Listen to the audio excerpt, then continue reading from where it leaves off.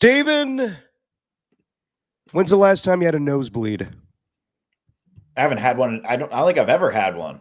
That was gonna be my first question, but because I don't know if some people have never had nosebleeds. And sorry for my voice today, everybody. I got allergies. I'm a little hungover. The mix of phlegm and I guess alcohol will make this sound a little rough today, but we'll get through it. Coming off of my birthday celebration, thanks to Steven and Jesse for coming out. But I was going to ask you, because I have never had a nosebleed in my life until yesterday. So I was getting ready to come out, meet you guys in Oakland, and then I started sneezing uncontrollably because I have terrible allergies. Even though I took Claritin, I still it's fucking with me. So I sneezed so hard yesterday, looked down at my hands, and I was like, oh, crap, I got blood all over my hands.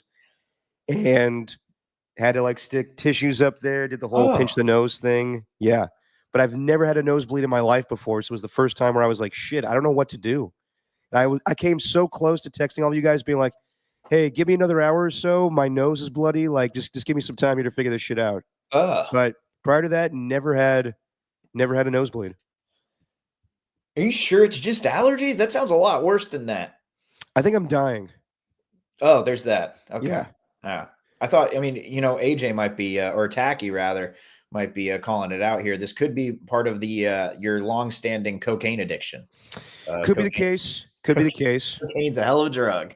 Well, that's the thing. Here's what it wasn't actually I don't want to get too graphic here, but it wasn't in my nose. Yeah. I cut something on the side of my nostril. Oh. So my left nostril was cut open. So I had to pinch it so the bleeding would stop. Yeah. But that's the first time ever. It's not like a traditional nosebleed, but it definitely was a problem for a little bit of time. Your nose does look a little bit swollen. I'll say that today. Yeah, no. Yeah, man, these allergies, they are brutal. Even though I'm out of Claritin D, so I took the straight up Claritin and not doing the trick. I was just at the grocery store sneezing all over the place. Not the place you want to be sneezing. The grocery store, because people give you a look like, dude. Ugh. Okay. That brings me to, you know what? I might have my jackass of the week at the start of the show. Let's do it, because I don't have one this week. That reminds me. I was at Safeway. Jesse and I needed to do a big grocery store run. Usually I try to go to different, markets around here to pick up different things, but we needed one big trip where we kind of just got everything in one fell swoop. And there was this guy standing in the vegetable section. Yeah. And he, I needed some broccoli. And broccoli. He's standing over there. And I went over. There was no broccoli. But then I walked away. No broccoli in store. Then I walked away.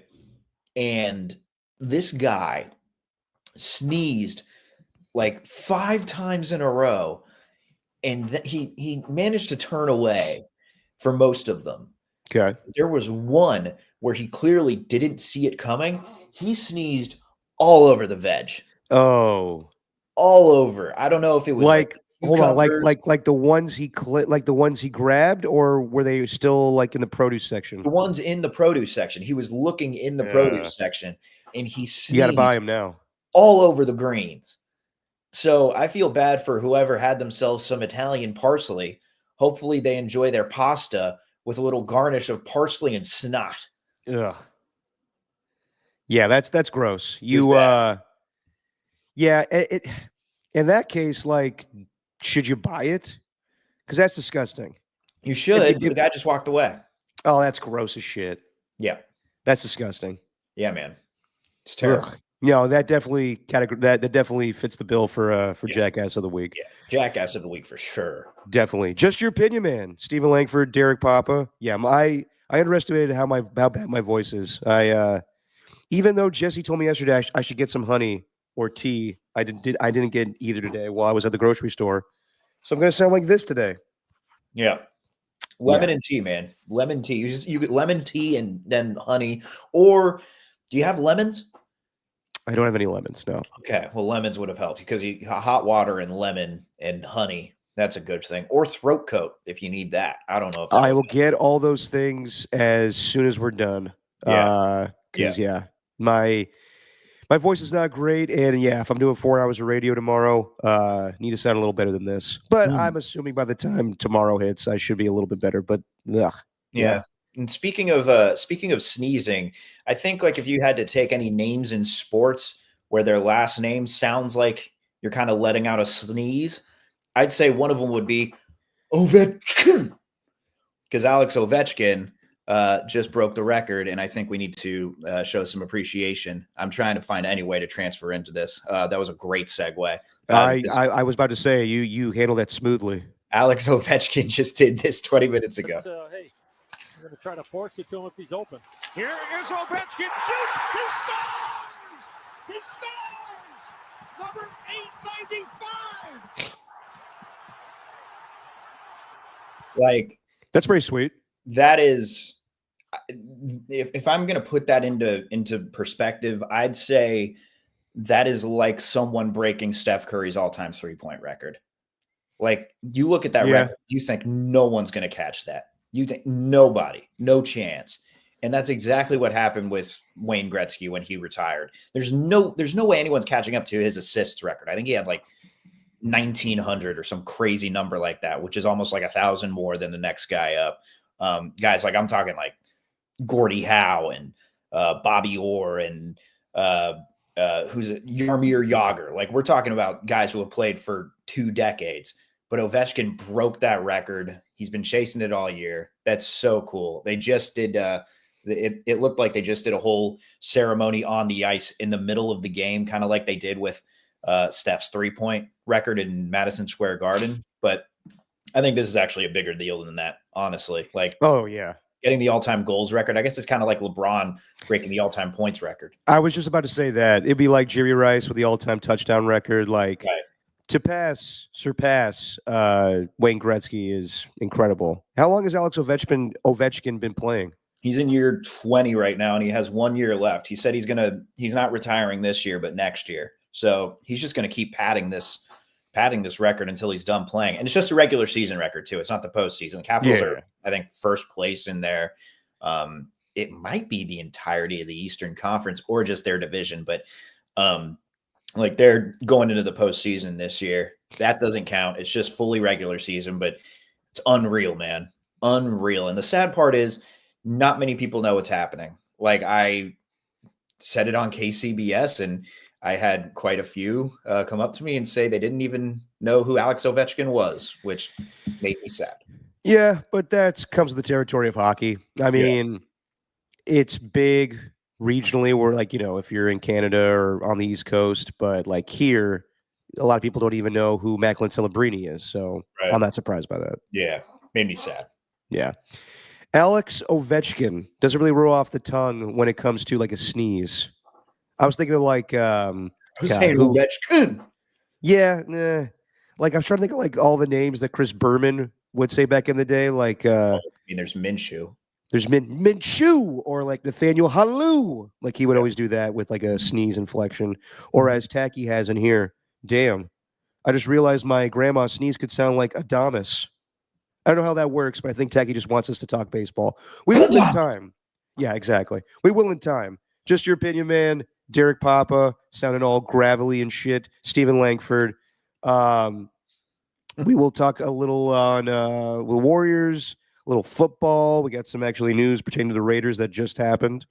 We'll talk some Giants, as we were both at the opening day celebration and game.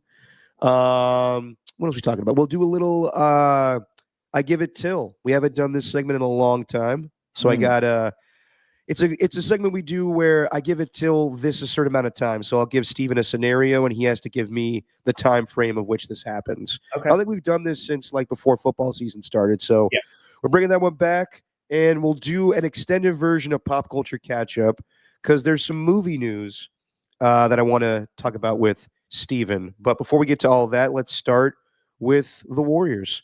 Dude, I mean, as impressive of a back-to-back I've ever seen them play, and I'm not going to act like I remember regular season games all the time. Like, I don't have a photographic memory like JD when it comes to remembering regular season games. Like, I'll always remember the championship runs. There's regular season games that stand out, obviously, when guys are, surpassing records and whatnot. But I can't remember a time where the Warriors had this impressive of a back-to-back against these opponents to go into LA and win that game and to have the performance they did against the Denver Nuggets. Steven, just your thoughts on the Warriors right now in the 5th seed and maybe able to climb right now. I mean, what more can I say? Because they close out a lengthy road trip in Los Angeles. These guys are in their 30s. It's not easy just to travel at the end of a 6-game road trip all the way back home with virtually no rest, and then come back and play a Denver team that was itching for a win because they just had that heartbreaker against Minnesota, and then they ended up losing against the Spurs when they sat everybody. So the Nuggets were desperate. Yeah. Desperate. And you come into your house and Steph Curry, like you can tell the magnitude of the game by the way Steph Curry reacts. Obviously, he's going to give you the shimmy. He's going to give you a little wry smile, maybe a little smirk. But when he reacted after he had that and one, where it was the mid-range shot, I don't know if it was also the lack of foul calls in the past, but he finally got one and he made it, combined with the idea that they needed to beat Denver. But I think his reaction right there said it all. And I think that picture that the Warriors took was just fantastic, where he's just flexing on the Nuggets. That was crazy, man. This is why, though, like I don't think the Lakers are that great of a matchup in the playoffs, because look, you're not going to hold Luka to what they held him to. I mean, what was it, like 11? 0 for 7 on threes, first time in his career in years. Yeah. You're not going to do that like every game. Like Luka's going to go off at some point. We've seen him do it against the Dubs. But I just think the Warriors match up really well with the Nuggets because, I mean, Jamal Murray didn't play, did he? He didn't play, right? I guess not. I thought he did, but I'm looking up the box score. Yeah. My little brother said to me yesterday, but I guess he did not play in this game. Yeah, he didn't play. So I'd be interested to see what that would have looked like, but they really just took their will in that game. And that was just crazy, man. Just unreal. No, man. I mean, I'll be completely honest. I didn't watch the Friday game intently. I had it on the background while I was at Momo's, where we were coming from Oracle Park after the Giants home opener. But as far as Thursday's game, I mean, just as satisfying a win as I think the entire season. Like I think it was their best win of the season, and then the next day was even better against the Nuggets, even though Jamal Murray didn't play. But yeah, to beat these two teams that had your number. They did not beat the Lakers this entire season. They were 0-3 against them, and they were all like crushing defeats too. The Christmas Day game, a game earlier this year where right before Anthony Davis got traded, he had a dominant effort against the Warriors on a Saturday night. But yeah, and then the Denver Nuggets have just dominated the Warriors 9 straight times, haven't beaten them since the 2022 NBA playoffs.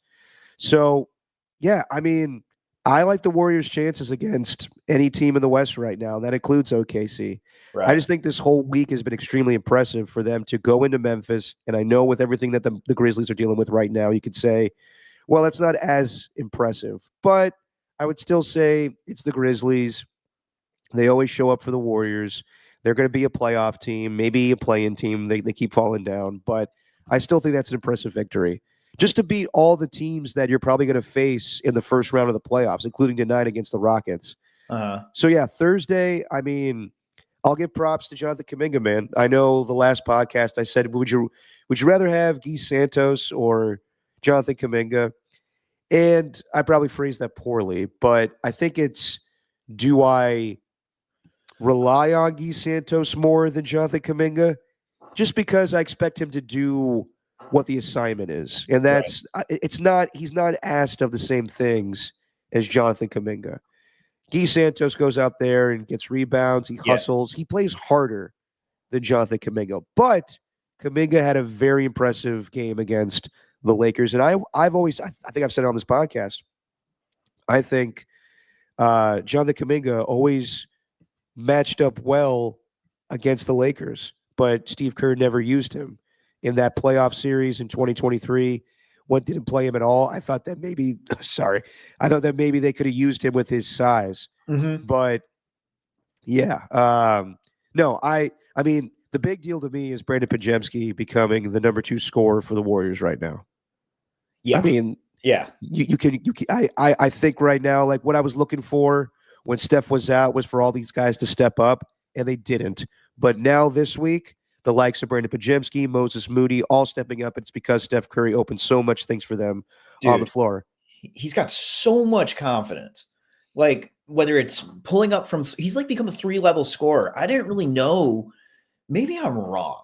Like I totally, like maybe I just overlooked this part of his game, but I didn't know that he had the mid-range jumper in his back pocket. Yeah. Like I didn't know he had the, hey, I'm going to take a couple of dribbles. I'm going to sit at the top of the key and I'm just going to hit this jumper real quick. Like I didn't realize he had that part of his game. Like obviously, like the 3-point shot was there. Him getting to the rack was there, but he was kind of almost too aggressive, and he'd do a lot of the thing that Jonathan Kuminga used to do, which is, and Jordan Poole for that matter, where they dribble into the lane, try to get to the rim, but they wouldn't have much of a plan. Right. Like they just kind of hoped and prayed as soon as they got the ball in their hands. But he's being way more smart with the ball. Just the 2-step dribble, sidestep, boom, hits a mid-range jumper, easy bucket. Like I didn't see this in Brandon Podziemski. I think that is the bigger story. But when it comes to the Guy Santos and Jonathan Kuminga thing, I think we need to like reword that question. And I think we both say yes to this one. It's not so much like, do you trust Guy Santos or do you trust Jonathan Kuminga? But do you trust Steve Kerr to put in Guy Santos or keep Jonathan Kuminga in a situation that calls for it? I think this was pretty telling from Friday when Draymond Green was talking about Guy Santos, because he, when he'd normally sit, Steve Kerr kept him in the game to close it out. And Draymond, it was Steph Curry, not necessarily Steve Kerr, who tried to get him on the court. But yeah, just listen to Draymond. But he kind of knows when it's time for him to get in Louise, and he is right now. You saw Guy come back later in that game. He went to Steve like, Guy need to be in right now. Like there's certain situations where they're going to need defense and rebounding and whatnot, or you're going to need some scoring. So I think the question is like, not necessarily do you trust Guy Santos or Jonathan Kuminga? I mean, that's like, I guess, a fun little topic of discussion. But I guess the more appropriate question would be, do you trust Steve Kerr to put them in the right situations? And I think we both do. Well, yeah, of course. I trust Steve Kerr with everything right now. I mean, it's just, do I trust Jonathan Kuminga to not let the moment be too big for him? And the same thing with Guy Santos. But I would say this week proved to me that Brandon Podziemski, the moment's not too big for him. He's going to, his performances at back-to-back games was incredible. So I look to him not to be Klay Thompson, but to be that second scorer that if Steph Curry gets bottled up, he's the guy that's going to be wide open there. And, on a national level, people are still calling him Brandon Shazemski or whatever. Like, people don't really know Brandon Podziemski. Right. So it's going to be interesting during the playoffs to see how he's covered, but also like how, he matches up in these playoff series. But people know him in the NBA, obviously. Right. But yeah, dude. Let's also see how they do tonight, though. It's just it's just the I like the way Monty Poole put it on NBC Sports Bay Area. The playoff audition. The playoff audition continues tonight. Obviously, the Rockets, the Nuggets were desperate, but again, they were without Jamal Murray. I do think that's a pretty big deal. But the Lakers, I think, they've been streaky so far, I think, with Luka and LeBron. And again, I think what happened with Luka on that Thursday night was more an exception. I don't think that was more so the rule. I don't think that's who Luka is as a player, although I don't hate watching him struggle because he is a very, very frustrating player to watch. There's some moments where I'm like, oh my God, but there's other moments where you're just like, dude, shut up. Luka, just play ball, man. Yeah, he complains a lot more than Draymond does. Yeah. And Draymond at least he's learned as he's gotten older that he needs to be out there for his team. Luka just bitches and complains, and he basically that was the excuse was, I'm not getting the call, so that's why I'm not having a good performance. Yeah. That's why I like Luka. I don't love Luka. I still think it was crazy for the Dallas Mavericks to trade him. Right. But his act bothers me sometimes. Oh, and it bothers everybody, dude. He's the biggest crybaby in the league. Like it's nonstop. And then on top of that, you have LeBron, and going back to that, what was it? The play-in game from back in 2021, 2022, early 2022. I think it was 2021. Right. But it's where JTA ran into him, and it looked like LeBron flopped, and it looked like he got shot.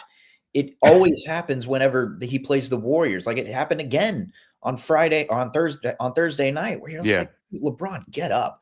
But again, I think that was ridiculous. Ridiculous. I think tonight's game is going to be massive, because not only are the Rockets, a playoff team that they could potentially play depending on how the season shakes out, but they also do have Fred VanVleet, who's kind of the Steph Curry stopper. He's almost like the Matthew Dellavedova of the 2020s.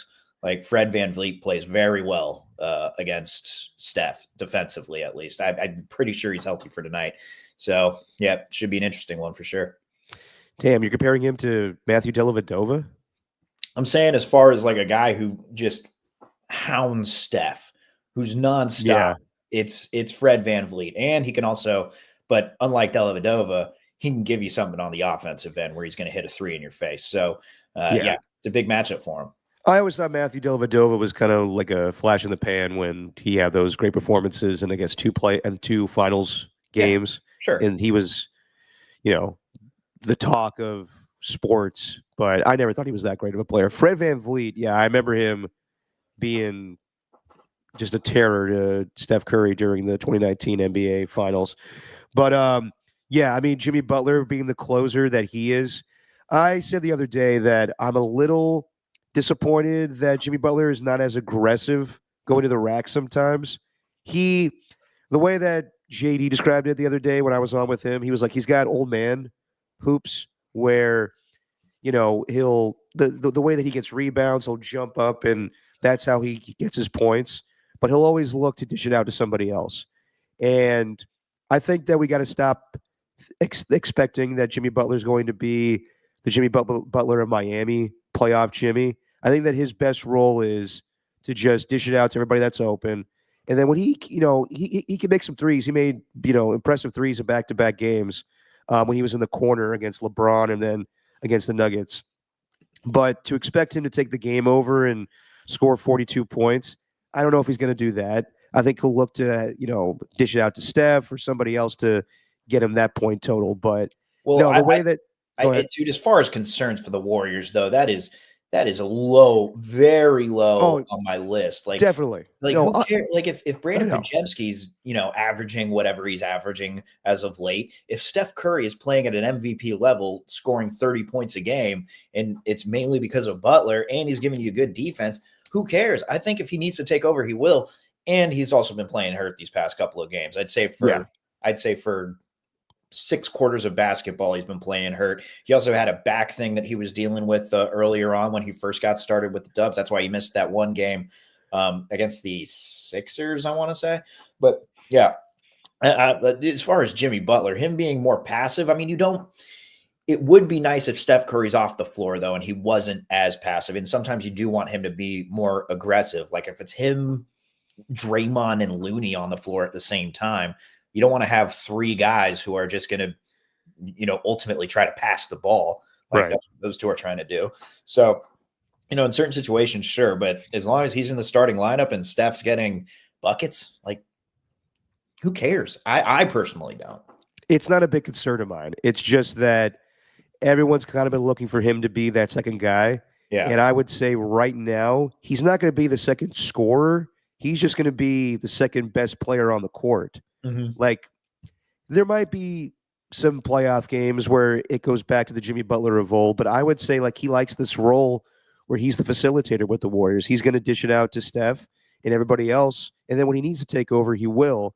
But I love his role as the closer in the fourth quarter, getting to the line. That's what I like. That's what I'm saying. Like, I'm not concerned with him not being playoff Jimmy.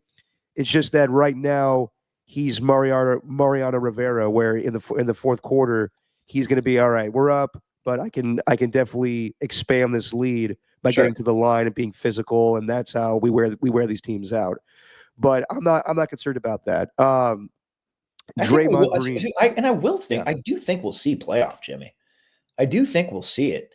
Maybe he's just like maybe he's just kind of saving some energy. Like, I think we will see it if he finds a need to, but I think it's really hard when number 30 is doing what he's doing and you're just like, I'm going to take over the game here. Like, no, I'm going to try to get the ball to Steph and get out the way. That's what he said at the start of his time here. Like, I don't know. I get the frustration with sometimes you want him to be more aggressive. You want him to immediately get the ball and attack. But I think there's still, even as successful as they've been, there's still quite a bit of learning, acclimating that needs to be done. And I think he's still figuring that out. Like with the Heat, he knew that he had to take over. It's like, okay, Tyler Hero's cold. Duncan Robinson's not hot from the 3-point line. Bam Adebayo is actually, the complaints about Bam Adebayo are kind of the same thing as Jimmy. It's like, why aren't you as aggressive as you can be when you're that size? But he knew. I think with the Warriors, he's still figuring that part out. No, definitely. But yeah, that's not a big concern of mine. I do think when the moment calls for it, he will take over. It's just right now, yes, he's acclimating to the team. Mm-hmm. He, that's the role he's comfortable with right now. But as you said, in Miami, he had to take over. I don't think he needs to do the same thing. But there probably will come a time where even Steph might get cold during a playoff game, and that's where Jimmy needs to go inside and be aggressive and kind of be what Andrew Wiggins was during the 2022 playoffs. Right. But as far as Draymond Green, I think he solidified winning Defensive Player of the Year with getting that steal in the late fourth quarter. I want to say it was against LeBron, but I could be totally wrong. Mm-hmm. Don't know who it was against, but Draymond, since he campaigned for Defensive Player of the Year, I think that's helped his case. I think that having these big performances, I think all these games were pretty much nationally televised. Not the Memphis game, but Thursday night on TNT, Friday night, on NBA TV. And yeah, I didn't know if the media was going to be against Draymond just with him talking too much and, what he said about Karl Anthony Towns earlier this year. But I do think that you can't deny that the Warriors have been so good because Steph Curry's been awesome, Jimmy Butler's been awesome, and Draymond Green's defense has separated him from the rest of the pack. I think I can't say that, Evan Mobley hasn't had a great season or Dyson Daniels, but from what I've seen, I think that Draymond Green deserves Defensive Player of the Year. And he made a good point the other day where he's like, this may be my last chance I could get this award because Victor Wembanyama's probably going to, dominate this award like Rudy Gobert has. So I kind of agree with Draymond. This probably would be his last chance to get it. And right now, I think he's in the driver's seat to get his second DPOY. Yeah, man. I think he's game-saving plays. Like, it's what Andre Iguodala used to do, where it's just these strips, man, that he has where it's like, how the hell did he do that? It's just like quick sleight of hand. I haven't really seen that too much from, Evan Mobley. Like obviously the block numbers are there because he's lengthy and he's 6'10", and you're right there with Jared Allen. When you're paired up with those two guys, with that other guy, you're obviously going to get shot blocking. But I think what he's just done, like on a game by game basis, where it's 3-on-1, and he's making the offense like think. Normally, it's just tic-tac-toe. You automatically know where to go with the ball, but Draymond's just so instinctual and so smart. I think he's making those plays all the time. So I don't know. I can't speak to Evan Mobley, though. I'm not going to act like I watch every Cavaliers game, but God, Draymond's been playing like a Defensive Player of the Year. That's for sure. No, definitely. So given this week and now that they're rising in the Western Conference, I mean, with a win tonight, they get that much closer to the 4 seed. We'll see where they ultimately end up as we got like a week exactly until the season ends. But right now, do you feel good about their chances against any team in the West? Of course, man. Yeah. Of course, because of the confidence that they're playing with right now. It seems everyone is really bought in. Like this year, it didn't seem that way. Like it was kind of hard, I think, for Steph to even fathom how the offense could get going. Brandon Pajemski really struggled before the injury. Like it's crazy how much of a different player he looked. Moses Moody has come a long way. I just think their confidence is sky high. And when you're playing with that mentality, dude, like nothing's going to be able to stop them. At least, I mean, maybe themselves and, other teams playing well. Right. But yeah, I mean, when they're playing as confidently as they are, why shouldn't I be? Like, how can I sit there and go, no, yeah, I don't think they can compete with these other teams in the West. They've just been getting lucky. Like these games haven't been lucky. They've been grinding through these games. Do the injuries concern me a little bit? Yeah. Yeah. I mean, there's that. Like Steph falling on his tailbone. Even that pad is not helping that much.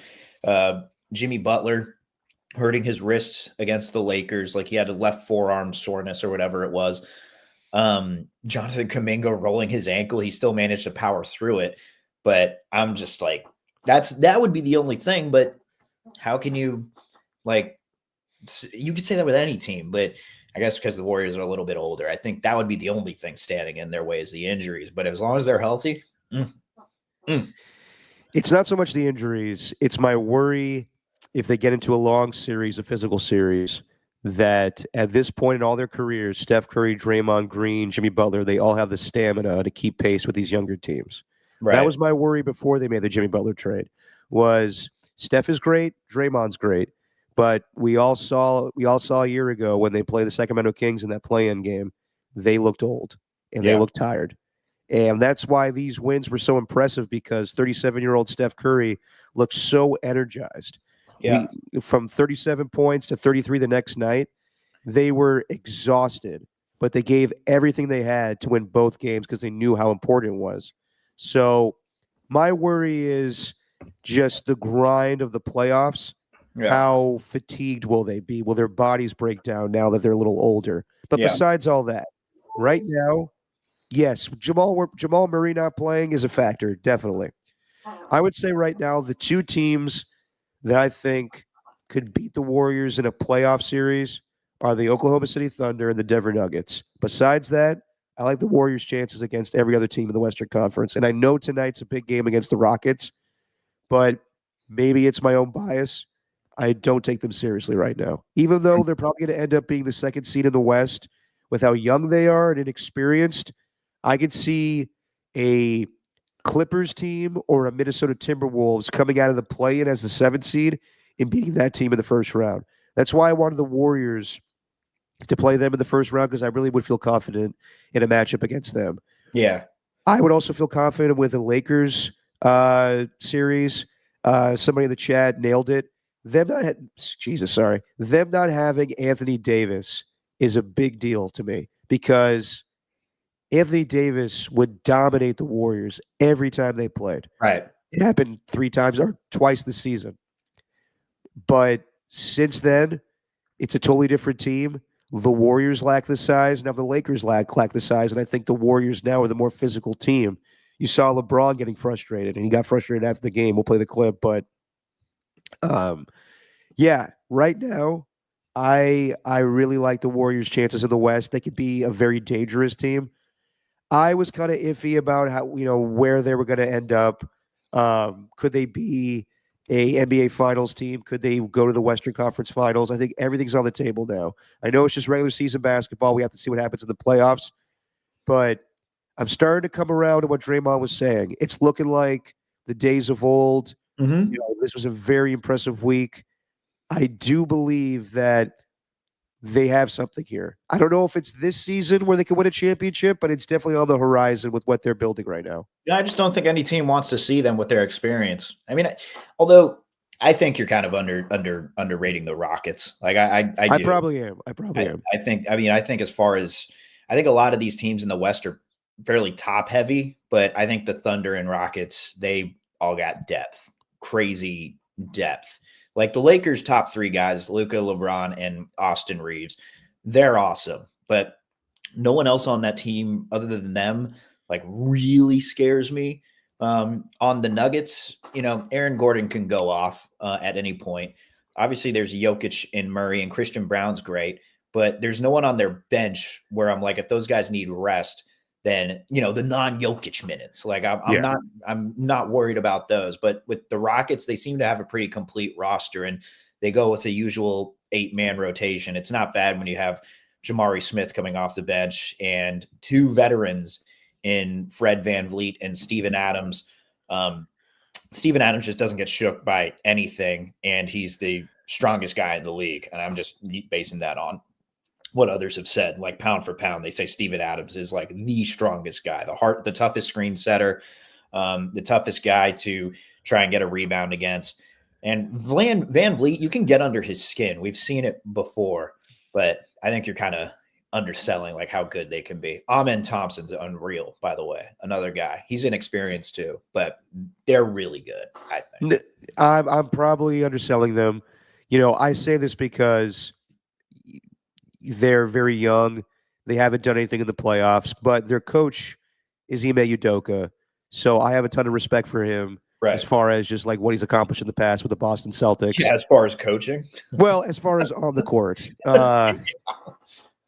I knew as soon as I said that, I was like, I don't have respect for him off the court. But no, I mean, they definitely could be a problem. But just basing off of the matchup this season against the Rockets, the Warriors, they had that crazy game in November where they were up 31 and almost blew that game against the Rockets.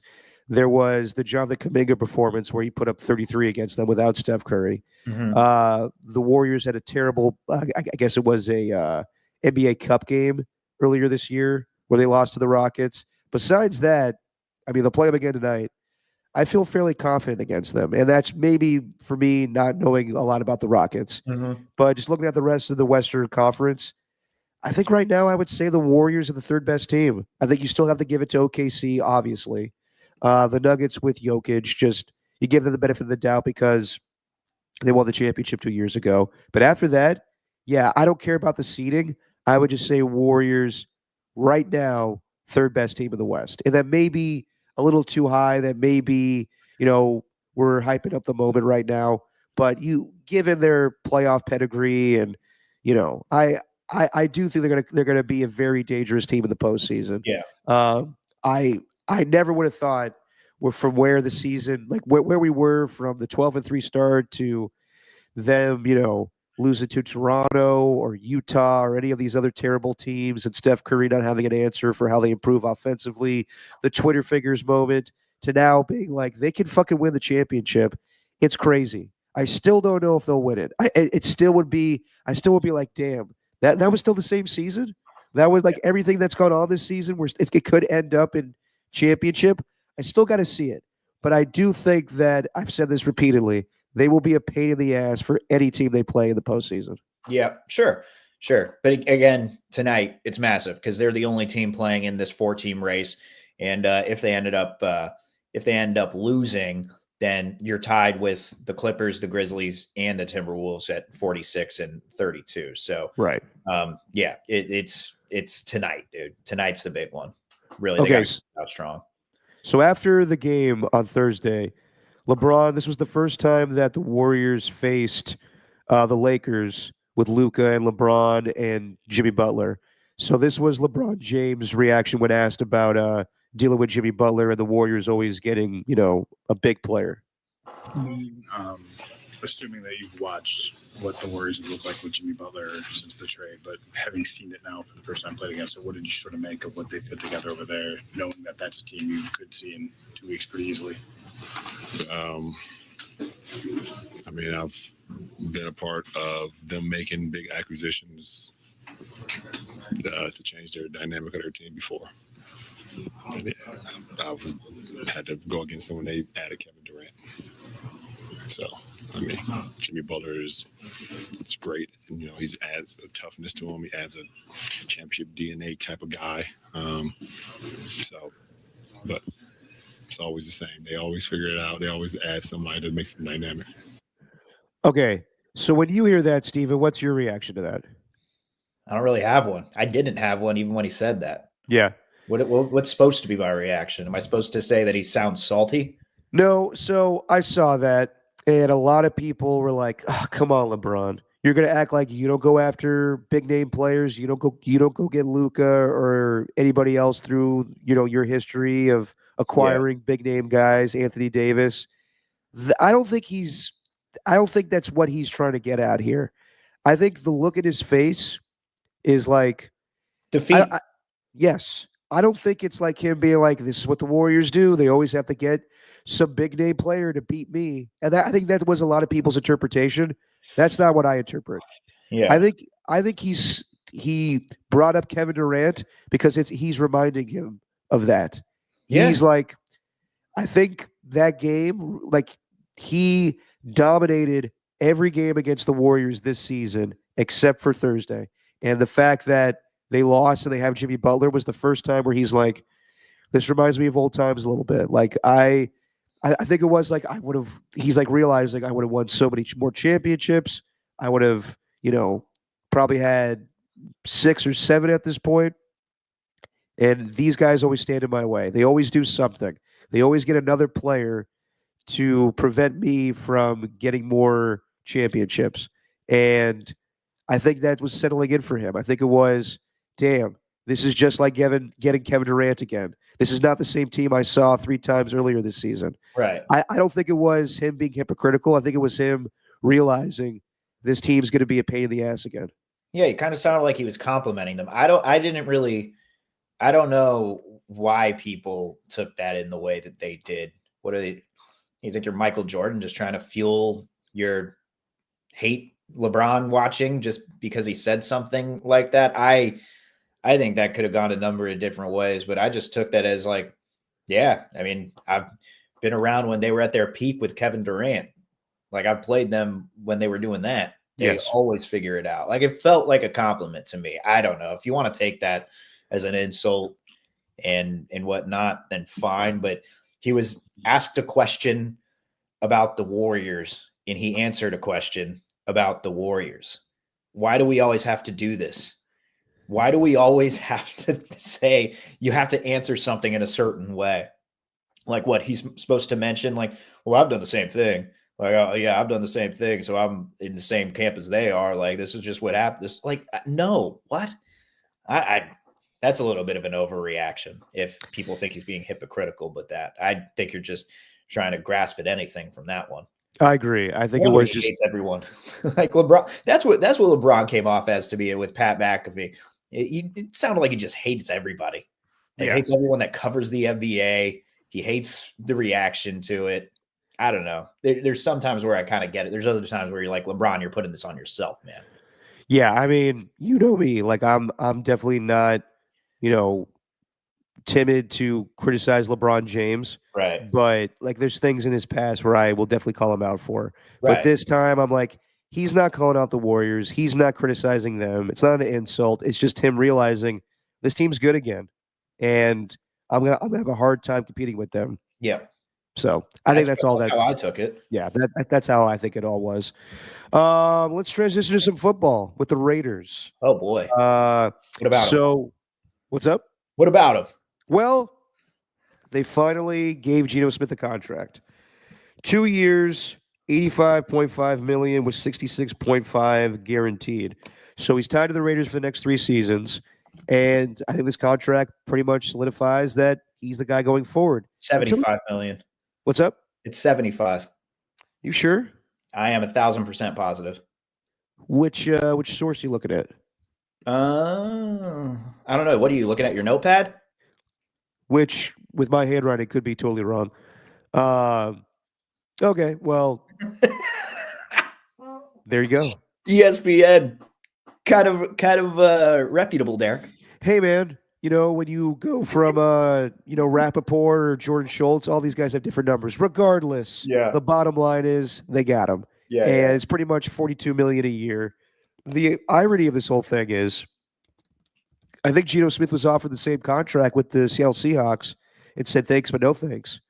and they traded him to the Raiders. They offered Sam Darnold a lesser contract, but the Raiders basically gave Geno Smith the same contract that the Seahawks were offering. So that I don't really care about. Like, the bottom line is they got him, they signed him, and I was worried that it was going to be some ridiculous number. I'm like, damn, okay, well, he's the guy. Like, this is their franchise quarterback for this foreseeable future. But when you see the numbers, it's an amount that's not manageable. You could definitely move off of this contract. So while this basically says Geno Smith is the quarterback for the next 3 years, if someone were to come in and take the job from him, I think you could definitely can move off this contract easily by trading him to some other team, or even cutting him. But at that point, like, you would have to eat some salary. But I don't think it's that detrimental to your cap or whatnot. Right. I do think this does not preclude the Raiders from drafting a quarterback at 6. No. And I know we talked about it in the last podcast how most likely the Giants will draft Shedeur Sanders at 3, but now I'm not so sure. Yeah. It does sound like even though the Browns and Giants definitely need quarterbacks, this draft class is not great. Right. And they're not willing to risk having the 2nd and 3rd overall picks for mediocre quarterbacks just to get a quarterback. Right. So it seems like Abdul Carter or Travis Hunter are going to be your guys at 2 or 3. And Shedeur could be there at 6. And I don't think it would be the same type of deal with Kirk Cousins and Michael Penix a year ago where Kirk was blindsided by that. I think that the Raiders' infatuation with Shedeur Sanders is well documented. So I don't think it should come out of left field for Geno Smith, especially when I've seen photos of the two guys together. Right. So if Geno Smith were to have to, be the starter for a couple seasons and then Shedeur comes in, I think that's a great situation. And we'll see if that happens. But yeah, the contract's not crazy. It also doesn't mean that you can move off of Geno Smith. I think it's a good deal, man. I don't know. I didn't have any problem with the contract.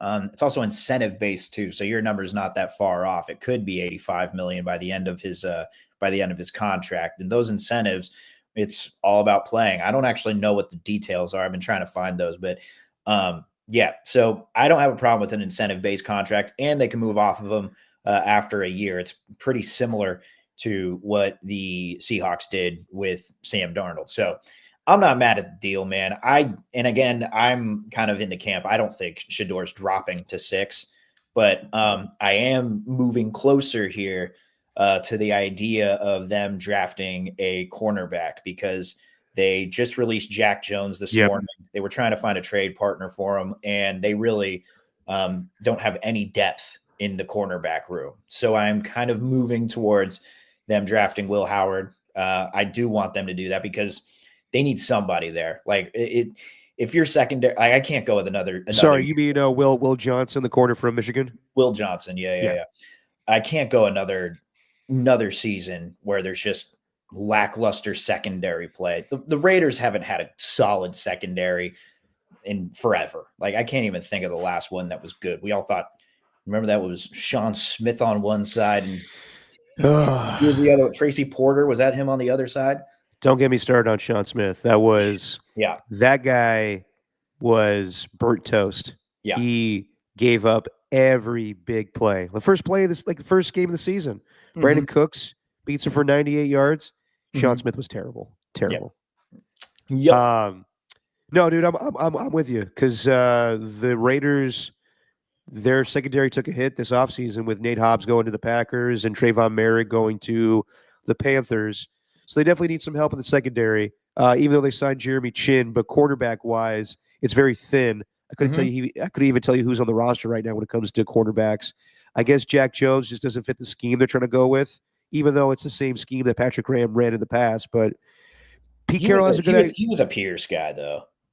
Yeah, okay. Oh, that's true. Yep, because he was cut from the Patriots, and Antonio Pierce knew him from his ASU days, so that was an easy relationship to continue. But they got Eric Stokes, who was that's right. Yep, the 4th quarterback on the Packers last year. DeCamerion Richardson, who was a 4th rounder last year. Then Jacorian Bennett, who's not bad. I actually like Jacorian Bennett a lot, but they also got Darnay Holmes. They need someone else. So I don't know who that is. No, I mean, yeah, Will Johnson is the top quarterback in the draft, and he definitely could be in play at 6. That's why, like, I'm not buying the Ashton Genty stuff. I think that, John Spytek is. It's hard to say what his draft philosophy is, but I think with how long he's been assistant GM, I do think he'll go the classic route of, yeah, Ashton Genty could be a game changer, but we're going to take a position of need at 6. So I do believe Will Johnson's in play. I do believe Shedeur Sanders is in play if he gets past the Giants at 3, which would be interesting. And then you did say Will Howard. That is a quarterback that could be available for them in later rounds, given the relationship with him and Chip Kelly. So it may not be that the Raiders need to get a quarterback in the first round. That also is what this contract says. And Geno Smith is. You can look at it two ways. You could be like, okay, Geno Smith is our guy for right now, or Geno Smith is our guy for the next 3 years. So the fact that we made this move, we feel comfortable about passing up at a quarterback in the first round, where we could go get a Will Johnson. We could go get an Ashton Genty at 6, maybe. But I do believe that everything's on the table right now at 6. Mm-hmm. I wouldn't be surprised if the Raiders do draft Shedeur at 6 if he's still available. Wouldn't be surprised if they go the Will Johnson route. But yeah, no, it's between that, the Jack Jones news today, and Geno Smith. Yeah, it's going to be very interesting to see what the Raiders do at 6. And I feel fairly confident in this regime getting it right, as opposed to Antonio Pierce and God, who was the GM last year? Forgetting his name already. It was Dave Ziegler and then the Chargers guy. God, he was so Tom Telesco. Tom Telesco. Yeah. I do feel fairly confident that Pete Carroll and his years of running an NFL team, and even John Spytek, even though he's a first-time GM, just with the guys he's worked with and his relationship with Tom Brady, I do feel fairly confident that they're going to be pretty good as far as nailing down their draft class. Just don't try to outsmart anybody. Make the safe pick, whoever that is. Like if it's Genty, like I'm just talking to a couple of Raider fans, Derek. There's a kind of like I guess you could call this like a Raiders sandwich shop out here in Alameda. It's called Domenico's. They got old Raiders stuff all over the wall. John Gruden went in there. Like they're and the one of the guys that works there, I think it's like the son of the owner. He is a huge Raiders fan, and I picked up a sandwich from there the other day, and I just asked him who you want at 6, and he's like, it's like, I'm in on Genty. Hardcore. And he's like, my brother runs a college football podcast, and he's all about it. He thinks that's a home run draft pick if you get him. And I'm like, all right, well, I got a sick podcast too, where my co-host doesn't think they should do it. And what did they say? Well, what does he know? Yeah. Really? Oh man. That's kind of just what he said. Yeah. No, I mean, of course. Also, I would have brought up your last name. He probably would have known. He seems to be a pretty big sports guy. I actually saw him at opening day too. He was wearing all Warriors gear. He wasn't wearing any Giants gear. He's clearly an Oakland guy through and through. Yeah, man. I mean, Domenico's is awesome. For years, my family in Danville went to the Domenico's around that area. So great sandwich shop. Oh, yeah. But I get the infatuation with Ashton Genty because he's a guy that shined in college football, and he was electric. And if it wasn't for Travis Hunter, he would have won the Heisman. It's not a position that I think you can overvalue at 6. And I know that's me like shitting on running backs, but I'm not. Obviously, Saquon Barkley was the factor in the Eagles winning the Super Bowl this year. Huge factor. Obviously, they did a lot more things of drafting 2 great quarterbacks, but Saquon Barkley was the missing piece. But the Raiders are not in the same position as the Eagles. They're not just one running back away from being a Super Bowl contender. That's my thing, is they have so many needs. And do you maybe regret not drafting Ashton Genty at 6 if he becomes this Hall of Fame running back? Absolutely. But that's me kind of getting in the scout mind. Like I know that these guys get it wrong all the time. It's just It's how you look at the draft board. It's how you evaluate what positions you need. It could be totally wrong. I just don't think that that's the smart move. But then if they draft Ashton Jeanty, I wouldn't hate it either. Right. Just don't get cute. Don't take someone. They're not, dude. This is not Mike Mayock, and I always defend Mike Mayock because I don't think that he really wanted to make half of the draft picks he made. I think it was John Gruden telling him, "This is what I want. I have final say in the organization." Yeah. I'm sure there was moments where Mayock and his scouts loved a certain player, and the Gruden was like, "I like this guy instead, man." And I like this Leatherwood guy, man. Leather and wood in the same name. That guy can lay the wood and pound the leather. He's got a lot of memes in his phone. That means he's got a personality. I like this guy, man. Have you seen all the videos now of Gruden like getting gifts from colleges? Yeah. In the process of him, like, I never thought a man opening a box would be as entertaining as it is with John Gruden. Yeah, the unboxing. God. Well, he gets the box cutter, and the best one was when he got the new invention, the thing that dries balls if they're wet. And he's like, "Look at this thing, man! Look at this thing." I can't do the impression right now with my voice, but yeah, he's like so amazed by like this toaster oven that can reheat balls if they're wet.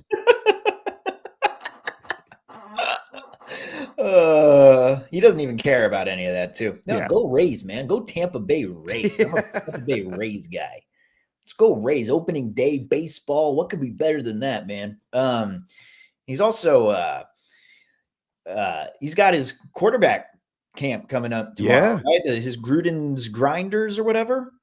The Gruden QB camp's coming back where he's talking to Will Howard and Kyle McCord and Jackson Dart and all the white quarterbacks in this draft class. Hang on, dude. He literally got one from the Senior Bowl. I just looked up his Twitter page just to open it up. And I'm not even going to play the video because it's 7 minutes long, but I just like this little photo of him. He's just so happy with a box. Like, let's see if we get a good still. Yeah, he's just like, genius. They are, to be honest, I know he was axed out of the NFL, and I get that, but I am shocked there was no other media conglomerate who thought, you know what? Gruden was so good on TV. He was such an entertaining human. It'd probably be a bad look, but if we got him back to why people loved him in the first place and reminded people why Gruden was so popular on Monday Night Football, I mean, it's genius what Barstool's doing. I got to give them a lot of credit for how they're handling Gruden right now. Give it time. Give it time. I do think he will be back on TV. I don't know about calling games, but I do think that he will be an analyst on like Fox Sports or he'll be back coaching, dude. It's what all these guys want. Yeah, it's what all these guys do. It's like the fast track to get back into coaching. I think that's why Robert Griffin was doing stuff on TV. I think that's why Dan Orlovsky is doing stuff on TV. I think that's why Louis Riddick is doing stuff on TV. They're trying to get jobs in front offices or on coaching staffs because they want to get back into the league. I think Gruden's doing that same thing. I mean, look at Sean Payton. Sean Payton took a year off, gets into the media game. Maybe it was just to make some money on the side, but ultimately, I think you're trying to like kind of prove to these whoever's doing the hiring. I don't know if it's like the owner, the general manager, whatever, that you still got it and that you deserve to still be in the NFL. The only guy who really took a year off and just didn't even show his face was Mike Vrabel. Yet he was just, all right, I'll get a coaching job, no problem. But I think he was doing that. He was a consultant with the Browns for a year, whatever his job was. That's right. But I do believe there will be a time where, or I guess there won't be a time will run out on Gruden because I do believe there's still some interest as far as NFL teams, but given everything that went on with him and Goodell, I think some people are hesitant to give him a job again. And I think it would be too beneath Gruden to be an OC for a team, even though I guess that was on the table with the Saints, and he said no. There will come a point, though, where unfortunately this is just the case with the NFL. Gruden will be too old to be a head coach again. Now, I say that, and Pete Carroll's 73 years old, and he's head coach of the Raiders. I think that's the anomaly. I do believe that if it doesn't happen the next couple of years here, I don't know if it will happen again for Gruden. I think it's just the controversy and everything that will go into that. At the same time, I do believe that a college program or a network would be willing to take a chance on him, given the amount of time it's been since everything that went down with the emails. And now he's on Barstool. He's entertaining. He gets clicks. He's pretty good with social media now. I do think it'd be interesting to see Gruden back on TV. But it is interesting to me that Cam Ward and Shedeur Sanders didn't want to be part of this QB camp thing. They didn't? Either they didn't want to be or they weren't asked, but they're the only two quarterbacks that are not part of this thing. I don't know. Maybe they didn't want to. Maybe they just didn't feel they needed to because they know they're probably going to be in top 3 picks. Yeah, exactly. Well, I mean, dude, we'll see about Shedeur. Like, it's pretty set in stone right now unless something crazy happens. I expect Cam Ward to go number 1. Shedeur, I think a lot of people are like, Shedeur is the second best quarterback in this draft. But is he really a top 10 pick? There's so many guys that are, like a generational talent. Abdul Carter, Travis Hunter, those guys stand out. And if you pass on those guys just because you want a quarterback, it may not make sense. So that's where I think it'd be interesting to see if the Raiders don't take Shedeur at 6, how long Shedeur may slide in this draft. And if it's because of his dad, I think that's ridiculous. I think it should be primarily because of what he does on the field. Yeah. But we'll see what happens. Speaking of the draft, I'm going to go through the receivers real quick here. And I'm not going to include Travis Hunter because I want to separate him in a different segment one day because I just want to get into what is he best at. And I'll watch everything. I'll watch him as a quarterback. I'll watch him as a wide receiver. But I want to remove him from the rest of the wide receivers because I think he's just so different. He probably is the best wide receiver in this draft class, but you could also say he's the best quarterback in this draft class. So we'll save him for another day. As far as the wide receivers in this draft class, you got Tenaroa McMillan, Matthew Golden, Kyle Williams, and Emeka Egbuka from Ohio State. So if I had to rank these guys, no bias here, I'm going with Matthew Golden, number 1 from Texas, because he is the most complete receiver.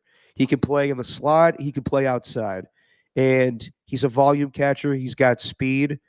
I think that you could rely on him to be like a 110, catch season, double-digit touchdowns, over 1,000 yards receiving. Tenaroa McMillan is the guy that most people are talking about because he's big, he's physical, kind of reminds me of Mike Evans or like Vincent Jackson, like that type of wide receiver where he uses his physicality to get open. And he does get open, but he doesn't get separation. He's not fast. He's the type of guy that will get 4 or 5 catches a game. He could be like a red zone threat where he's awesome like that, where you just throw jump balls to him. But as far as like speed, I'm not thoroughly impressed. He's the second best receiver in my opinion. But if a lot of people are taking him number 1 as far as receivers, I would go Matthew Golden over him.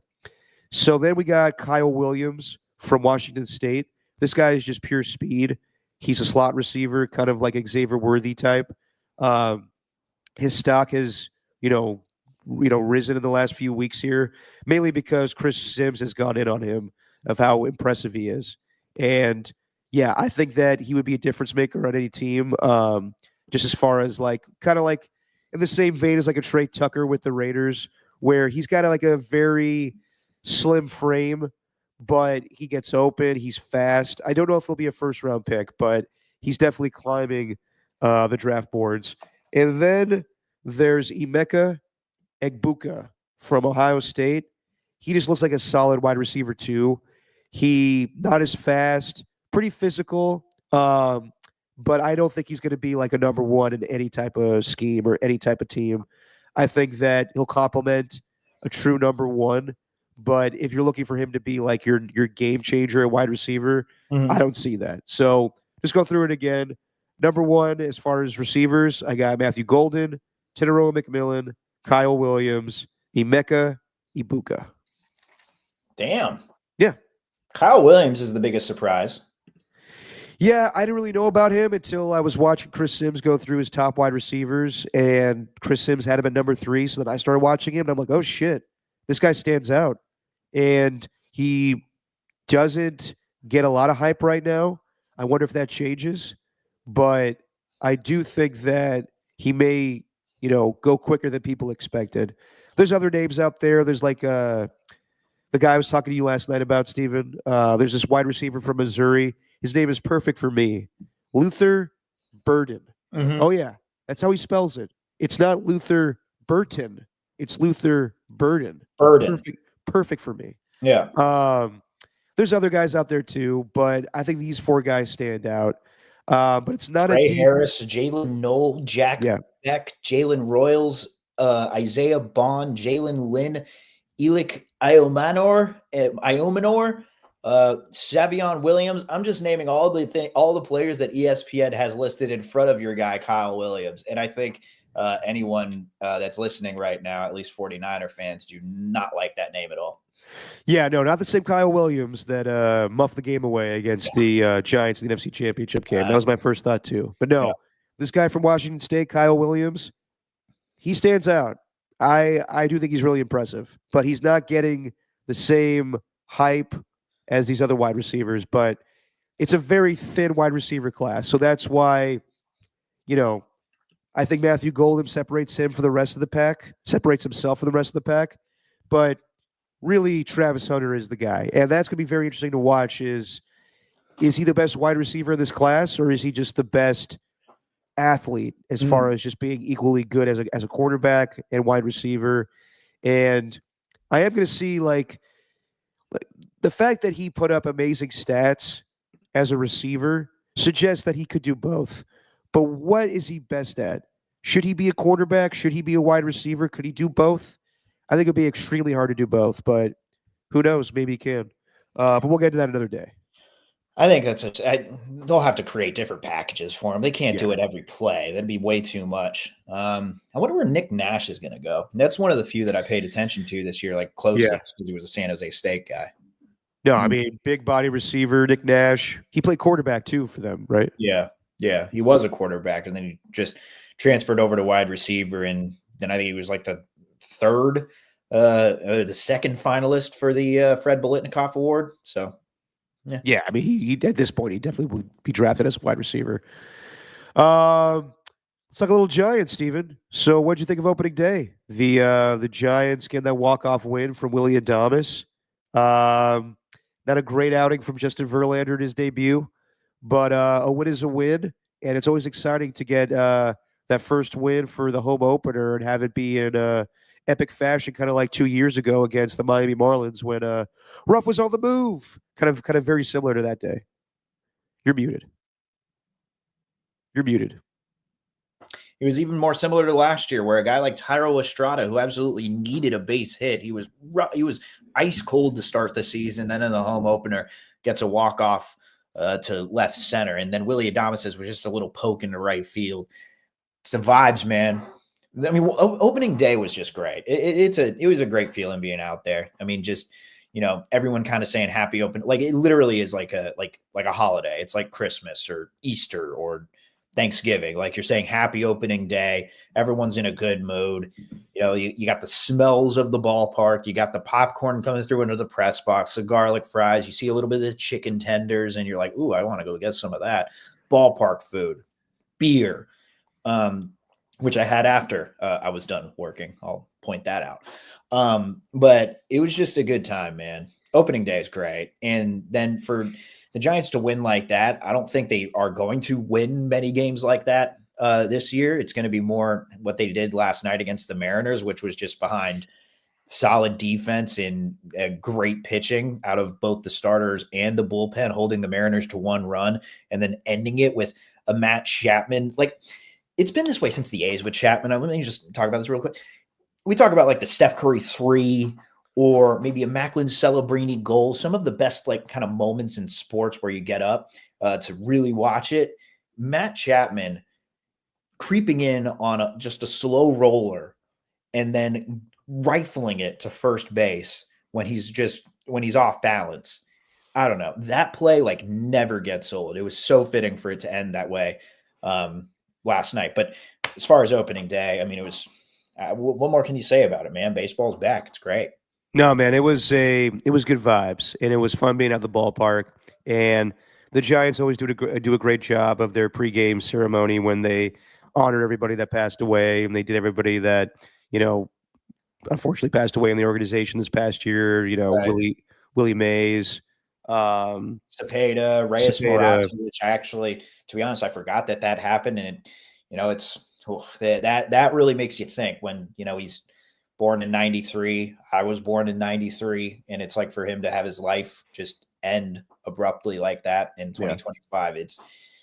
Yeah. There's a reason why they do those things, not just to celebrate, but also kind of a reminder that life, you can live a long, fully like healthy life and live a full life, but sometimes it really kind of gets cut short, and it shouldn't. And it's I think it's kind of a little lesson too in the tribute video, man. That tribute video from just 2000, from where they're at in 2000 to now, it gave me chills. I had chills throughout that entire video. It was just crazy. And the Buster Posey thing, like that really, the cheer that he got when they showed him on the screen for the first time, I think it was to open up the tribute video. Yeah.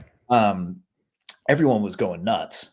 And it's clear, like, people are really relying here. And I think they have a lot of faith in Posey to get them back to where they were when, he was catching for them, just winning. Yeah. When you go from a guy that everybody hated in Farhan to a guy that everybody loves, Buster Posey, that's an easy transition. Something to get behind on. But no, I mean, the fact that they celebrated everybody in baseball that passed away, Ricky Henderson, Rose, ceremony was great. Always miss Rennell, but we carry on. But yeah, the game was awesome, and it was really awesome because it went so long. Me and Copes didn't do a show, so that was cool. Had I known, I would have drank more. Unlike you, Steven, I did drink during the game. I think I had 3 beers, which was enough time for me to, around the 4th inning, I was like, okay, this is my last one.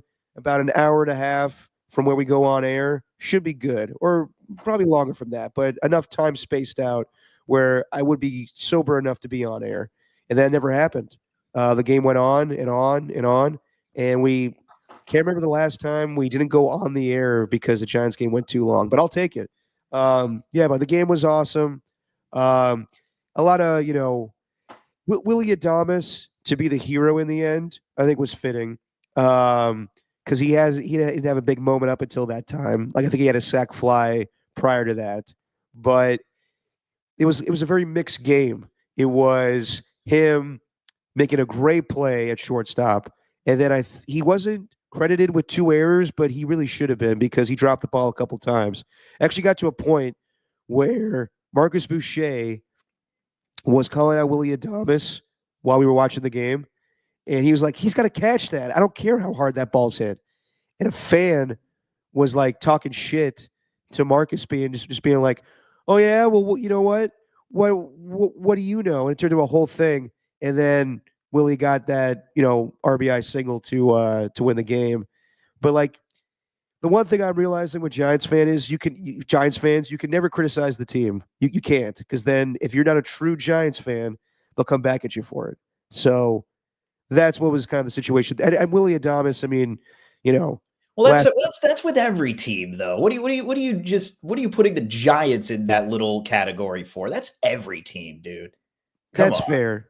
But like, it's also like, that was a fair opinion. And Marcus is definitely supportive of the Giants. I thought that was lame of some fan to be like that. But no, I mean, you're right, Steven, though. Like, Friday, great win. That's not how they're going to win the majority of their games. Yeah. They're going to win like last night in defensive efforts and good pitching. Did Robbie Ray have a good effort, though? I didn't watch the game. I saw he walked a few guys, but it seemed like he had a better outing than just a Verlander did. He had a lot of walks, but good defense behind him. Look, man, the only thing that matters is the 1 on the scoreboard for the Mariners. Yeah. So what'd you think of just a Verlander, though? The Mariners made him work. He didn't look great, but he threw a lot of strikes. He just kept it in the zone.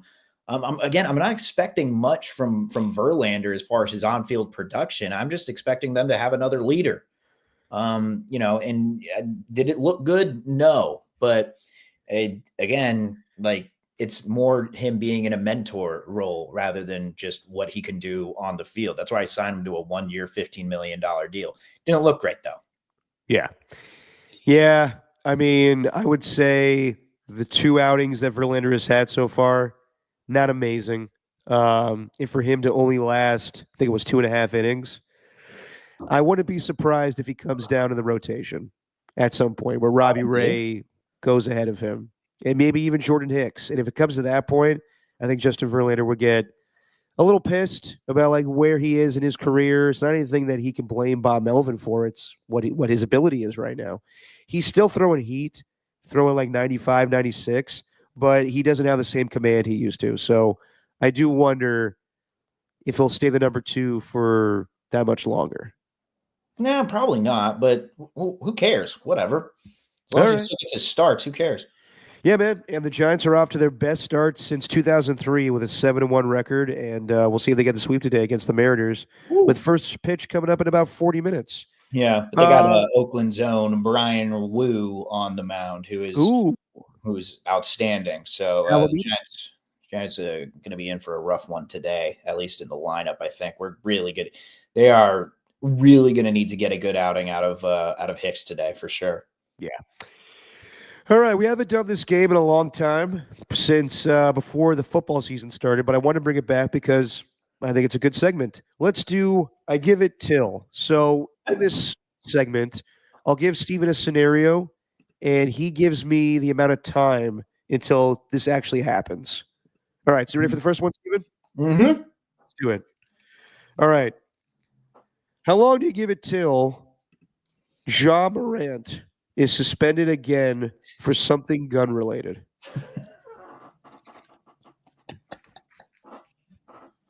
I give it till 2026.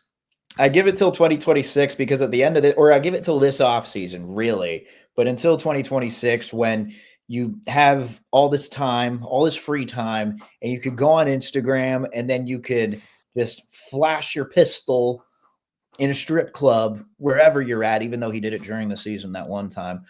So I give it till the 2025 offseason, at least till after this year's done. Yeah. And this is in relation to him during the Warrior game. We talked about it. He was doing the finger guns. Yeah, but he did it again. Yeah, I know. That's the thing. Like they told him it's just a warning. It's not a, violent gesture initially. And then he did it again with his performance against the Miami Heat. And then he got fined. What did he get? $75K? It's just like this guy doesn't learn. Like it kind of pisses me off with how much he went through 2 seasons ago where he was suspended, 25 games for how nonchalant he is about having guns in the car or thinking that he's a gangster. Yeah, I would say it's only a matter of time because this guy doesn't learn. I don't think he'll actually flash a piece in an Instagram video again. But if he keeps doing this shit on the court, yeah, it will lead to a suspension. Yeah, maybe. But he's still surrounded by yes men. You could do the counseling.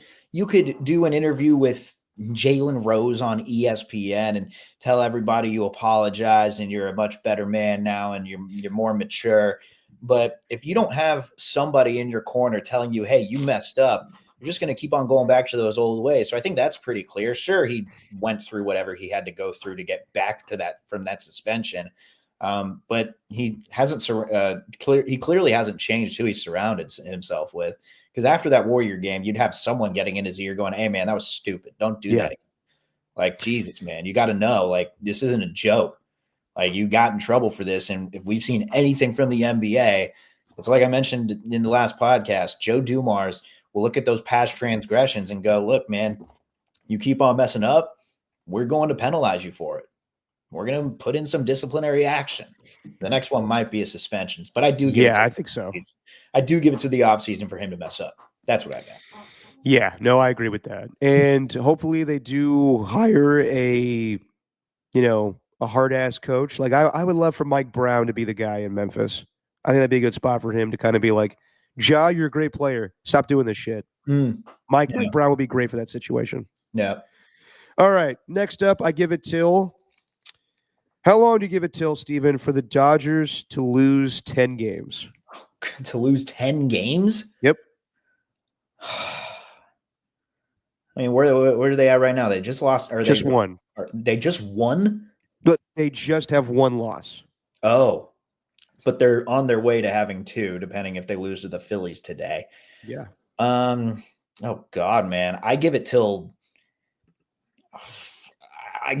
maybe the end of May. I give it till the end of May.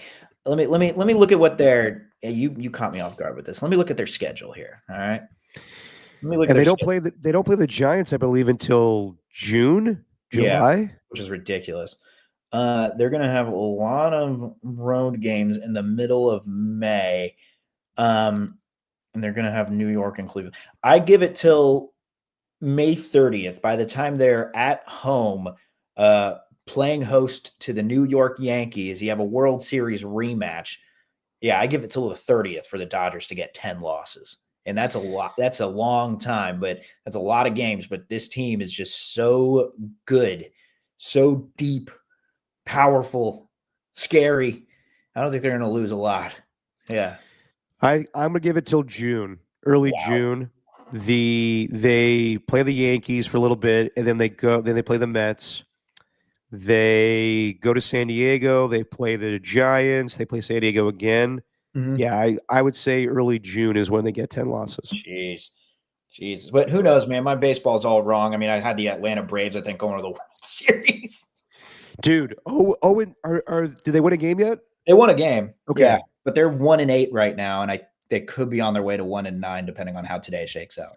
But you know what? They opened the season up against the Padres and the Dodgers, right? Yeah. So that's as hard a schedule as anyone in baseball. I know that 0-7 has never made the playoffs.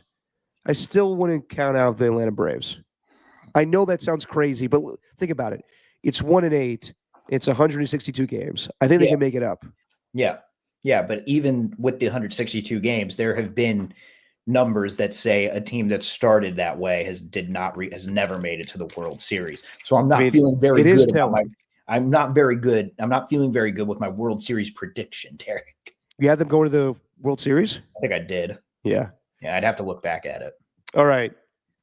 Steven, how long do you give it till the Sacramento fans stop attending A's games?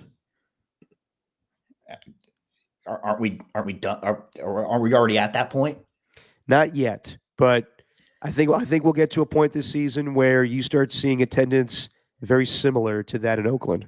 Oh God, man! I mean, I give that, and I give it till one more homestand, just a few more series. You know what? I give it till June because that's when it really will start to heat up, and no one will want to go to those games. Yeah, I say July. It's gonna be really hot in Sacramento. July, August is when, it gets really hot, and I think that the team, they won't always be losing 18-3. Yeah. But yeah, I think you'll see something very similar where even though Sacramento fans have been clamoring for a baseball team, I think that they'll be turned off at a certain point. How long until Derek gets his voice back? Yeah, I saw from Jesse. Hopefully by tomorrow morning. I give it till Monday. I give it till Friday. Give it till Friday? No, I'm just Could be that long? No. You'll get it back. I'll definitely go grab some honey and lemon and all that stuff. Yep. Mm-hmm. Mm-hmm. All right. How long do you give it till Justin Verlander is dropped down in the pitching rotation? I mean, I could give it till next week, really. Yeah. You can give it till one extra start because Landon Roop looked really good in Houston. And I wouldn't be surprised if he goes down. But, Melvin's clearly not afraid to switch up the order. Like Justin Verlander was next after Logan Webb, and Roop was kind of like the second guy, and they already switched spots. So, look, man, I don't know. I give it till, I guess, May.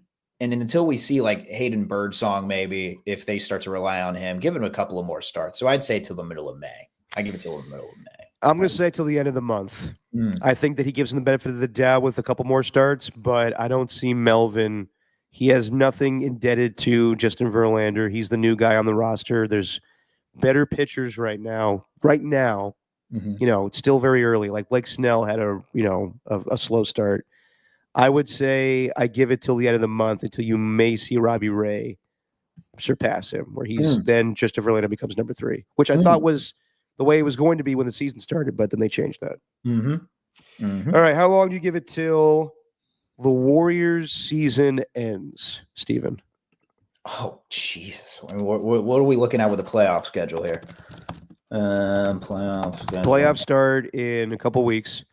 Let me look at it. We have all the playing games. The playoffs start in 2 weeks exactly from today or that weekend. Okay. So April, the first round, April 19th. April 15th. Playoffs begin April 19th. Look, man, I think they're going to play into the second week of May. I think they'll make it past the first round. Questionable with the second round because I do think fatigue is going to be into it. But, hey, man, you know what? I'm going to give it till the NBA Finals, Derek. That's what I'm going to do. I'm giving it till the NBA Finals for their season. Look at you. Yep. Look at you. Mm-hmm. Who would have thought? This team. Yeah. I'm going to say I give it till Greek Fest, where we see the Warriors, unfortunately, their season ends. I'm giving it till the Western Conference Finals. I think that if they end up playing OKC in Denver, it could be trouble. And that's fine because those teams are very good. But, yeah, I would say at this point in time, that's where I see the season ends. But they've been very good. Wouldn't be surprised if they go longer than that. Okay, last one. Maybe the most important one, Steven. Uh-huh. How long do you give it till Aaron Rodgers signs with the fucking Steelers? I give it till never because he's going to retire. You really think he's going to retire? Yep. So you think this whole thing was just him jerking around the Steelers for a month now? Yep. I give it till never because he's going to retire. That's my prediction. You just want him to retire? Maybe, but I give it till never. That's what I give it till. This is going to be really bold of me, and I've definitely given proclamations of when I think this thing is going to end, and I should probably stop doing that. But fuck it, I'm going to do it again. I give it till tomorrow. Wow. I think it ends tomorrow. You know why? Against my better judgment, I do think there's some validity to him wanting to announce him coming to the Steelers at Pat McAfee's big night out. Oh, geez. The Pittsburgh show he's doing. There's just too much going on to not connect the dots. Mm-hmm. Him playing or him throwing to DK Metcalf at UCLA. Why is he doing that? Right. Unless they were going to be teammates.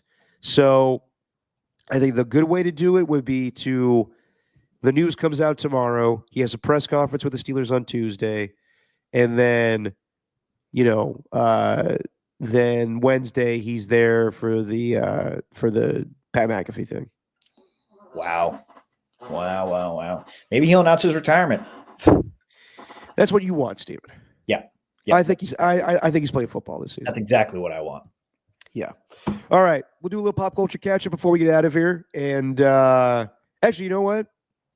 I got one jackass of the week. So your jackass of the week was guy who sneezed all over the produce at Safeway. Yeah. And I definitely could be that guy, but if I was that guy, I would have bought the produce because that's just gross. Mm-hmm. Like if actually snot lands on food, you can't go on with your day. Like how do you sleep at night? You have to buy that shit. That's terrible. Mm-hmm. My jackass of the week, I'm going with Jimmy Haslam, the owner of the Cleveland Browns. This week, he said that it was a swing and miss on Deshaun Watson, and we got to live with that.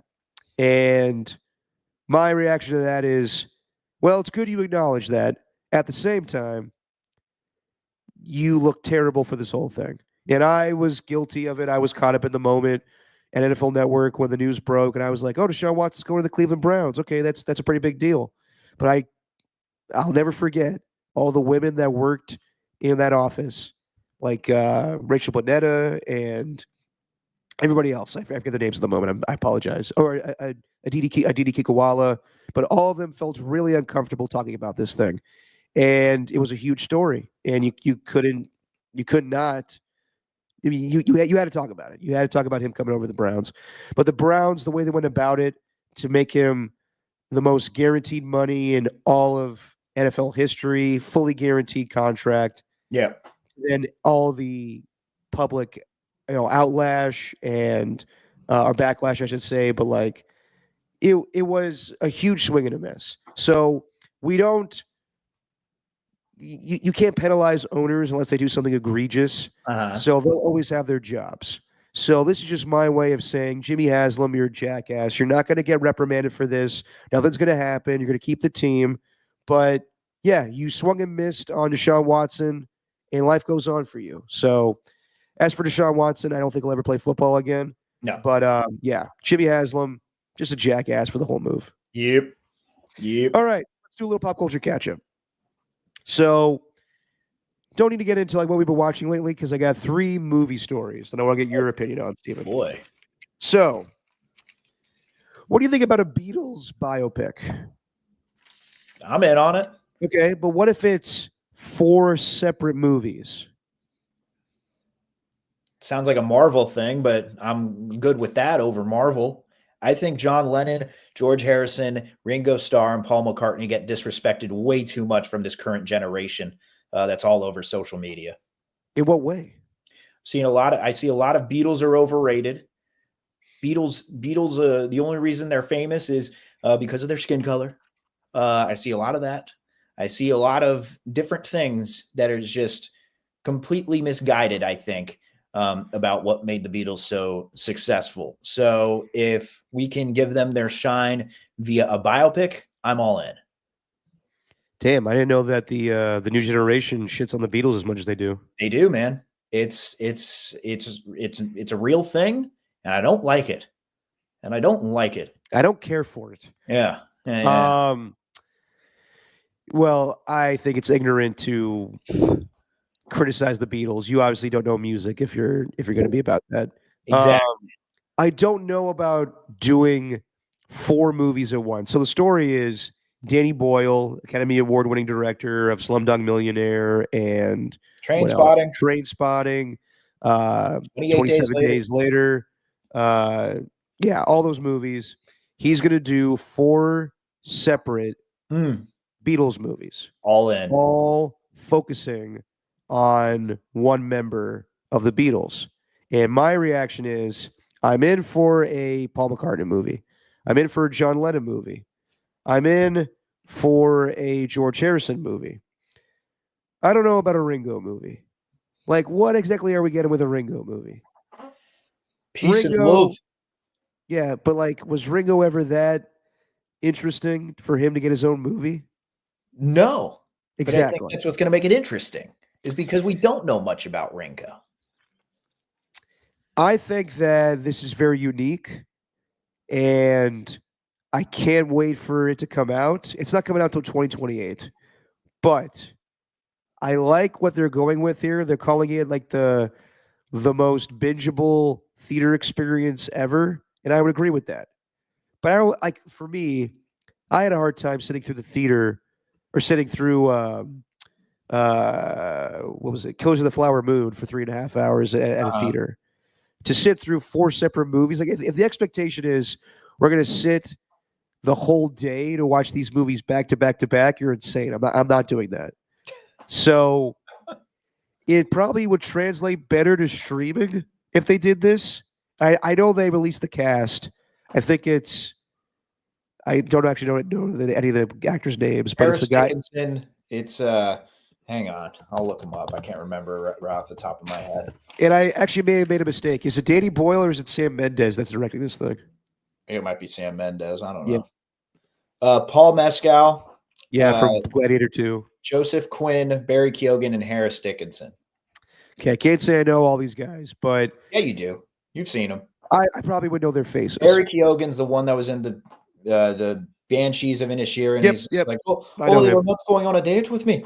Yeah. That makes me sad. Then such a weird movie. Joseph Quinn is from. He was in Gladiator 2 also. He was one of the princes or whatever they were, the kings. Okay. One of those two brothers. Paul Mescal also in Gladiator 2, as you mentioned. And Harris Dickinson has been in The Triangle of Sadness. He was in The Iron Claw as one of the brothers. He was the taller, skinnier one. He was in that recent one with Nicole Kidman, the baby girl one. Oh. Yeah. So all very deserving. I don't like I might be totally wrong on this, but I was like, Barry Keoghan as Ringo Starr. How's that gonna work? But all the other ones, yeah, makes sense. So they're all very fairly popular. I don't know. I'm looking forward to it. It's very interesting. I'll just say that. I don't know how it's going to work. Mom onto the podcast, and maybe we'll talk about because she was the one that lived through the Beatles mania back in the 60s in England. What does she think about all this? That's the opinion that matters here. Okay, when this movie comes out, we'll definitely get Jenny on. Sweet. 2028. I'll try to book the guest. We'll see. That might be a tough book. Yeah, probably will be. Yeah. I think it's definitely ambitious. I don't know how it's going to play, but I've always thought of like a Beatles movie. I think it would be awesome. I'm surprised it's taken this long to do it. It probably should have been done as like a long series on Netflix or HBO Max. To do 4 separate movies, don't know how that's going to go, but definitely ambitious. So I'm definitely for original filmmaking. Other news. There is going to be a sequel to Once Upon a Time in Hollywood, and it's going to be centered on Cliff Booth. So Brad Pitt will return as his character that he won an Oscar for, but Quentin Tarantino will not be directing. He wrote the script. He won't be directing the movie. It'll be David Fincher, who's a very good director, who will be doing the movie with Brad Pitt. My thing is, I think Cliff Booth is a very interesting character, but he was interesting in the movie. He was a good, escape from whoever Leonardo DiCaprio's character was, who I thought was a whiny and, self-absorbed actor. Cliff Booth was the real Hollywood hunk who was, didn't get as much credit because he was just his stuntman. And the scene where he beats up all the hippies is memorable. I don't know if anything will, live up to that. So I don't know. I don't know if we need a sequel to Once Upon a Time in Hollywood. I'll watch it. The fact that it's coming straight to Netflix makes me a little worried about it, but I'll see it. It's just when you don't have all of the ingredients of the original, I'm like, then why are we doing this? Yeah. Yeah. Okay. All right. Your thoughts? Don't really have any on it, Derek. I'm in, I guess. I don't know. Okay. Sequel. I don't really care too much, one way or another. Fair enough. Okay, last one here, and we'll do very opinionated now that you got your own little afternoon show, Derek. Dude, since we've been doing this podcast, I'm opinionated on everything. Just your opinion, man. I don't really have one. I don't really have one on the Once Upon a Time in Hollywood too. I got to be honest. No, I mean, I only do because I think it's a really good movie, and I just don't think it's a movie that needs a sequel. That's all my thing. Is it good people involved with David Fincher and Brad Pitt? Absolutely. But the fact that Tarantino's not a part of it, it's just not a movie that I don't need to know the rest of Cliff Booth's story. I'm just not that interested. Okay. All right. So there you go. There's my opinion on that. All right. And lastly here, let's do a little trailer watch as we've done in the past. Ooh. This is the trailer. Well, I won't even say what it is. You guys just see for yourself here. You probably already saw the title. Never mind.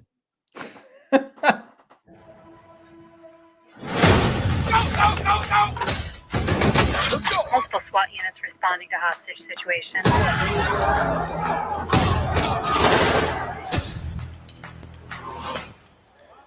Hey, little girl, stop.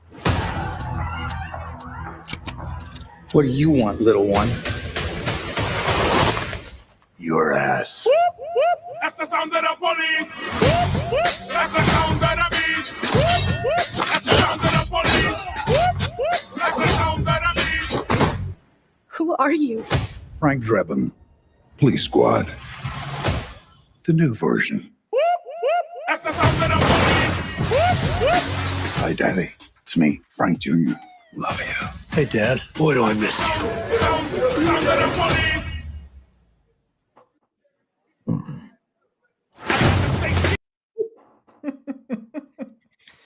Okay, so that's the trailer for the new Naked Gun movie. And when I heard they were going to do this, I was like, okay, you can't do it because the Naked Gun to me is the pinnacle of comedy.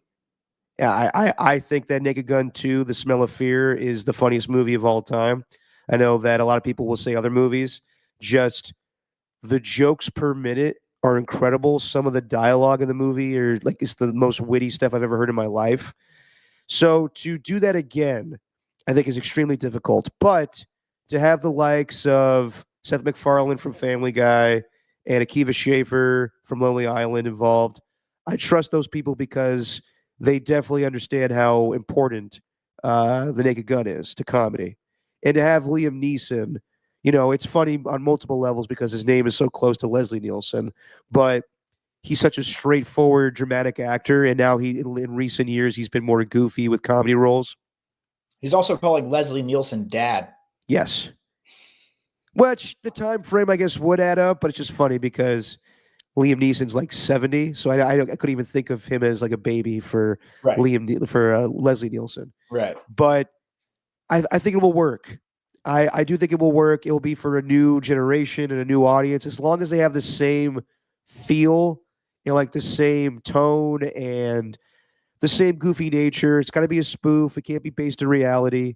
I'm in. I'm gonna see it. It won't beat the original, and I need to accept that. I'm in though. And what won me over was the last joke where they acknowledged O.J. Simpson and how he, the joke is that Liam Neeson is the son to Frank Drebin. He misses him. And I guess they're going to have all of these sons of the former cast. So Nordberg's son is like, nah, I don't miss my father. Which is, it's good to get that out there in the trailer already. But I'm a little skeptical because I love Naked Gun, but I'm in. I'll definitely see this. And Liam Neeson finally getting his dream of doing comedy. Positional comedy. No. Okay. Give us a scenario. Right. Okay. You're a hypochondriac and Ricky's a doctor. Knock, knock. Come in. Hello. Oh, no, not you again. I've never been here before. So I thought because you're a hypochondriac, you would have been to the doctors before. Don't presume. That's a backstory we didn't agree on beforehand. Dude, that whole thing is one of my favorite things of all time. Yep. That was before he started doing like some of these comedy movies, Liam Neeson. Yeah. That his whole delivery in that where, I am trying to get into improvisational comedy. Mm-hmm. All right, so give us a situation. Oh, I'm a hypochondriac. I'm going to the doctor. Hello, doctor. I have AIDS. Full blown AIDS. He's like, I don't think that's something we could do in a sketch, Liam. yeah. That was when he was in the middle of all the Taken movies too. So yes, perfect. No, but I'm willing to check this movie out and hope it turns out pretty good. I love it. I'm excited, man. I love it. All right. And that's it for today, guys. Anything else you wanted to get into, Steven?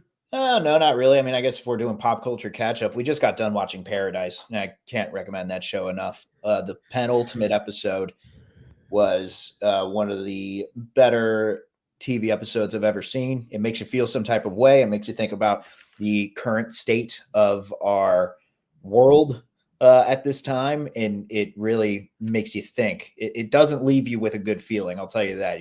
Jesse had to watch like Toy Story 2 or something after that episode because like she just needed something to cheer her up. Is this true from Pix 76? What? Jack Jones to the Ravens? Already? Find that very... Hang on. Let's see if this is actually true. I'm looking it up. Well, Jack Jones was released today by the Raiders. Haven't seen him being picked up by anybody yet. Yeah. Probably would be a good move for the Ravens, but no, have not seen that be a thing yet. So nice try, Pix 76. All right, guys. I apologize for my voice. Trying to get through today, but should have taken Jesse's advice and got some honey or lemon or tea, and I'm going to do that right now. So we'll see you guys on Wednesday. Please, yes. God, dude. Yeah, I know. Thank you for putting up with my voice today, but by Wednesday I'll sound much better. To everybody in the chat today, to Pig76, to Ernie, to Adam, just Adam, Lakers fan who wanted to listen to us today. Thanks for joining us. To Ernie 2, to AJ Cruz, to Techie for a little bit of time. And I believe that's it. All right, guys. We'll see you on Wednesday. Steven, say what you always say. All right. It is just our opinion, man.